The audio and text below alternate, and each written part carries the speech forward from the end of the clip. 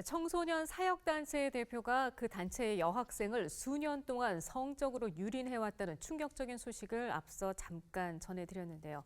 이번 사건에 대한 자세한 내용과 함께 잊을만 하면 또다시 불거지는 목회자 성범죄 근절 방안도 함께 생각해 보겠습니다.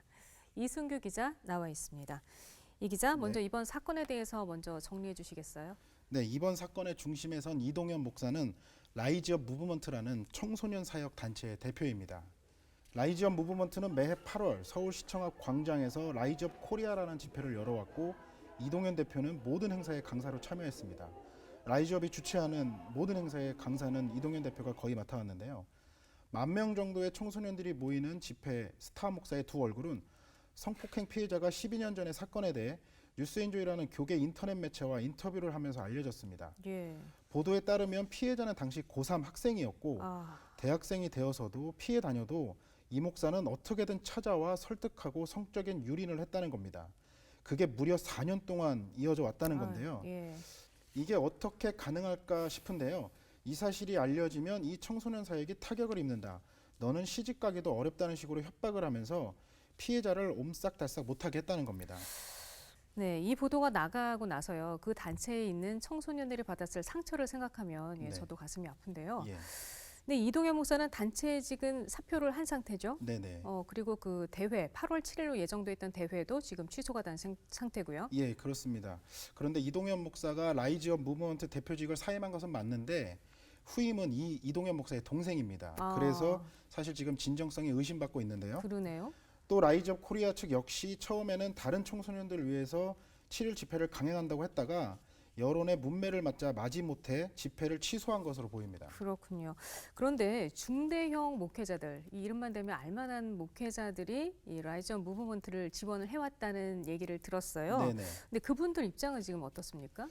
네, 한때 라이즈업을 후원했던 한 목회자는 이동현 목사가 지나치게 자기 세계를 구축하는 모습에서 아. 문제가 있다고는 생각을 했다고 합니다. 예? 하지만 이런 일이 있으리라고는 상상하지 못했다고 말했습니다. 아하. 또 다른 목회자는 단체 자체의 존립까지도 심각하게 고민해야 한다고 조언했습니다. 현재 라이즈업 코리아 대회장인 오륜교회 김은호 목사와 라이즈업 무브먼트 이사장인 사랑의 교회 오정현 목사가 각각 휴가 중이어서 이들이 모두 휴가에서 돌아오는 다음 주쯤 후속 처리 논의가 이루어질 것으로 보입니다. 네, 그 이사회 목회자들의 고심이 정말 깊겠어요. 네네. 근데요, 이 끊이지 않는 이 목회자 성범죄, 뭐 근절할 대안은 없을까요? 네, 먼저 강력한 징계가 필요합니다. 그쵸. 지금까지 교회 내에서 목회자의 성범죄가 발생했을 때 처벌받은 전례가 거의 없습니다.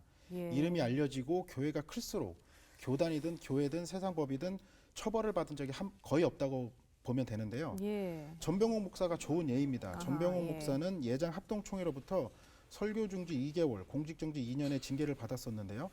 의혹에 비해 징계가 너무 가볍다는 지적이 있었습니다. 또 논문을 지도하던 여제자를 상습적으로 성추행했다는 의혹으로 검찰 수사를 받은 감신대 한 교수에 대해서도 보직 해임을 시켰는데요. 교수직 면직이 아니고 눈 가리고 앙우식의 징계라는 지적입니다. 예. 결국 이번 사건이 보도되자 많은 사람들이 교회 내에서 성범죄 문제가 해결이 안 되는 이유 중 하나가 바로 이 성범죄를 범죄로 보지 않기 때문이라는 견해를 밝히고 있습니다. 예.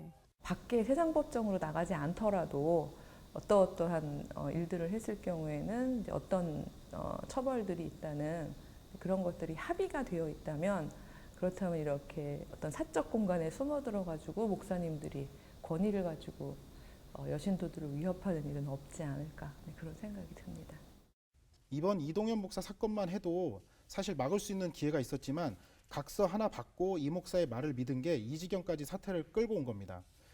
예장 고신총회 수도 남노회가 이동현 목사에 대한 징계를 다음 주에 내리겠다고 하니까 잘 예. 지켜봐야겠습니다. 좀 강력한 징계도 중요하겠고요. 네. 무엇보다 이게 예방이 중요할 것 같은데 무슨 방법이 없을까요? 네, 그렇습니다. 목회자는 자신도 늘 위험에 노출될 수 있다는 생각을 해야 합니다. 아. 여성도 역시 목회자도 남성이라는 것을 잊지 말아야 합니다. 이번에 용기 있게 폭로한 A씨가 몇 가지 제안을 했는데요. 우선 성범죄를 인지하고도 신고하지 않을 경우 처벌받을 수 있는 시스템을 만들어 줄 것과 예. 위계 관계에 의한 개념들을 교육해달라는 내용 등을 제안했습니다. 예. 또 목회자는 이성에게 안마를 요구하지 말 것과 이성과 1대1로 만나지 말 것, 차 바로 옆에 이성을 태우지 말 것 등도 제안했습니다. 청년사역연구소란 단체도 성문제 예방 10가지 지침을 발표했는데요.